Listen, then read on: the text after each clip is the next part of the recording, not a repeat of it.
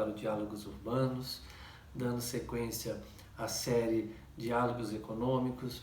A gente hoje pretende desenvolver aqui, discorrer mais sobre os entraves do desenvolvimento brasileiro, o porquê do Brasil ser um país subdesenvolvido, explicar um pouquinho o que é isso, ser um país dependente, e se apropriando, né, de todo o conhecimento que a gente discutiu nos vídeos que seguiram até agora.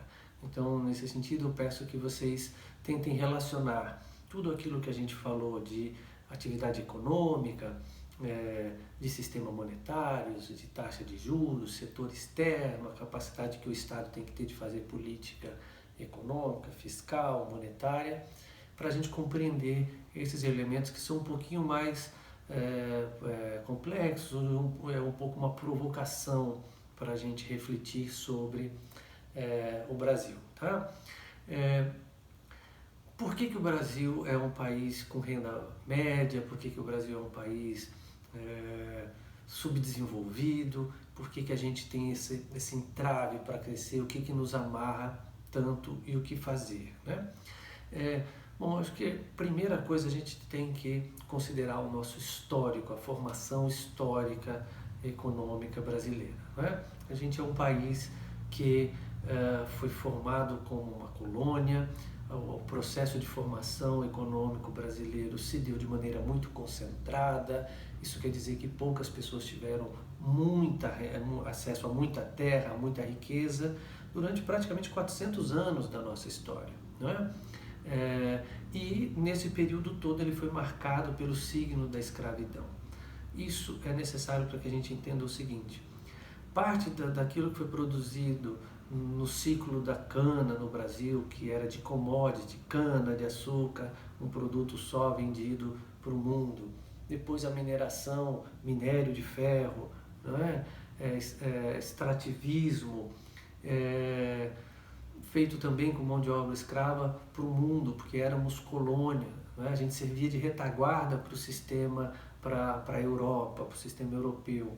Depois veio o café sim, o primeiro produto brasileiro, e aí as primeiras transformações aqui, mas também um produto agrícola para fora, com trabalho escravo. E no final do século XIX é que foi um pouco a transição para o trabalho assalariado, mas um trabalho de baixo salário. E a gente entra então no século XXI com a seguinte característica: aquele primeiro objetivo da economia, que é gerar pleno emprego, no início do século XX, no Brasil, no século que todos nós nascemos aqui,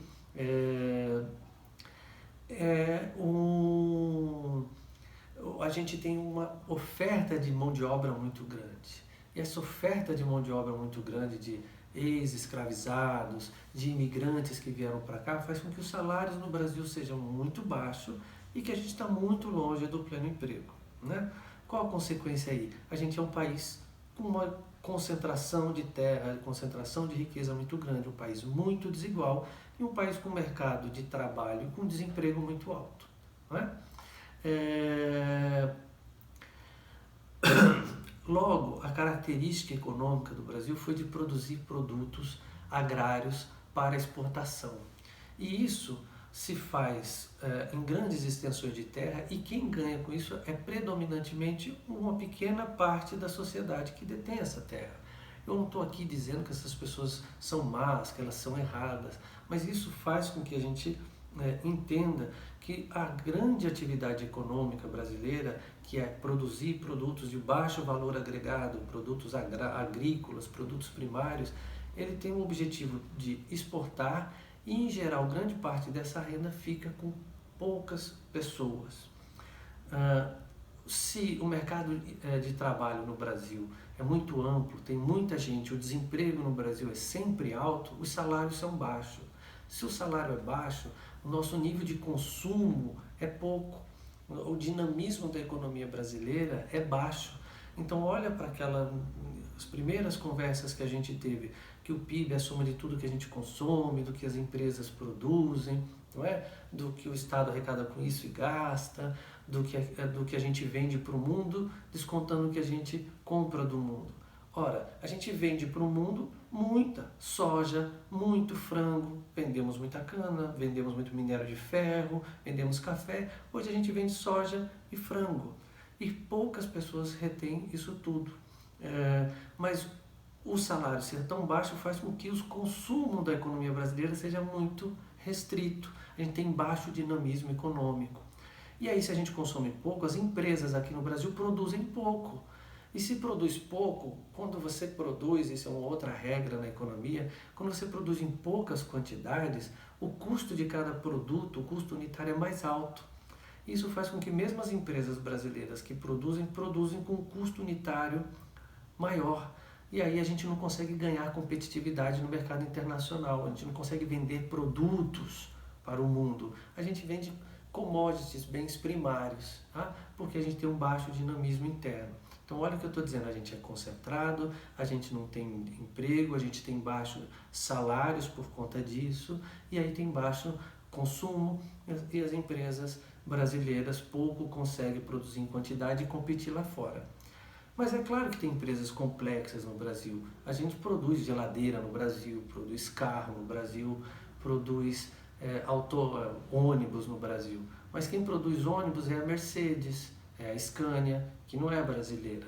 Quem produz refrigeradores, eletrodomésticos no Brasil é a Electrolux, é a Brastemp, é a Bosch, que também não é brasileira.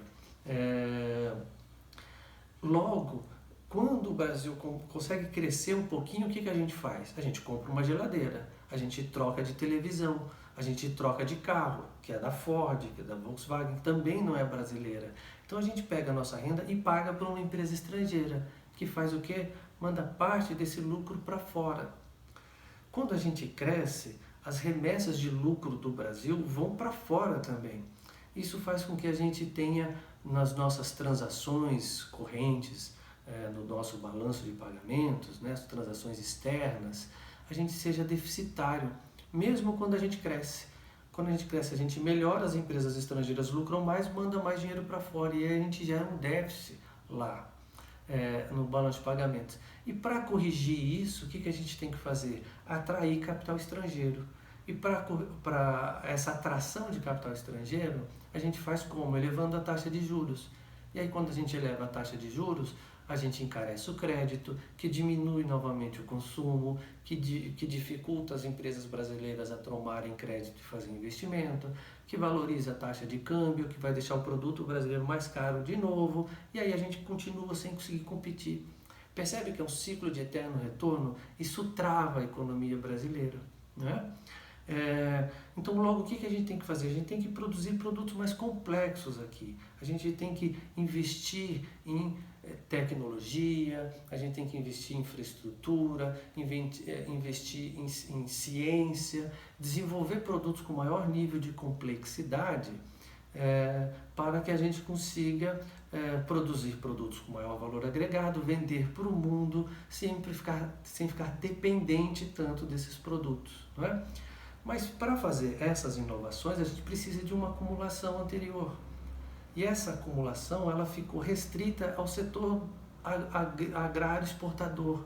Esse sim inova muito. O setor agrário exportador está sempre comprando novos tratores, está sempre comprando novos inseticidas, mas tudo isso é da Bayer, que é uma empresa também estrangeira, a empresa química externa, não é?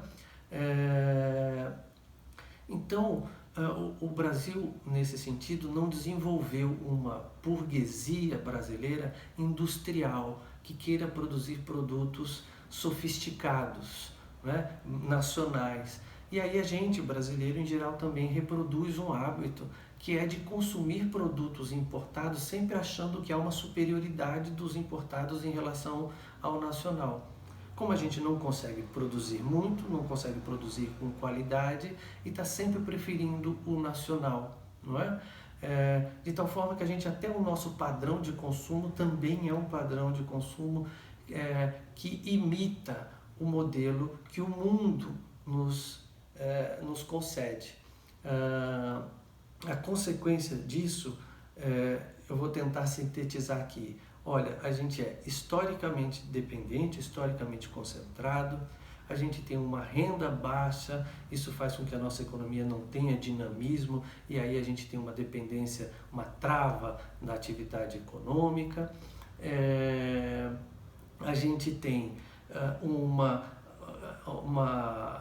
elite burguesa brasileira que não produz produtos sofisticados, ao mesmo tempo que a gente tem uma mente colonizada que acredita que os produtos externos são melhores do que o nosso, de tal modo que a gente não se dispõe a produzir internamente produtos nacionais para gerar um maior nível de produção interna, para que tudo aquilo que seja PIB seja também renda nacional. Por fim, vale pensar o seguinte: como inverter essa roda, né? Como que a gente pode fazer para superar essa condição, se para inovar a gente precisa de uma acumulação e se essa acumulação fica em geral nos setores de baixo valor agregado. E aqui entra a importância do Estado em gerar políticas de estímulo à sofisticação produtiva, a setores mais complexos, a um maior nível de educação e de também fazer uma promoção, né, de políticas públicas de bem-estar e de acessos a bens e serviços essenciais para a sociedade. Nesse sentido, um monte de políticas públicas são necessárias, mas que é possível de ser aplicadas e que a gente vai discutir nos vídeos seguintes. Então, se você gostou desse nosso conteúdo, por favor, curta nosso vídeo, compartilhe, se inscreva no nosso canal e se tiver alguma dúvida ou algum comentário, por favor, deixe aí abaixo para que a gente possa dialogar. Vamos juntos!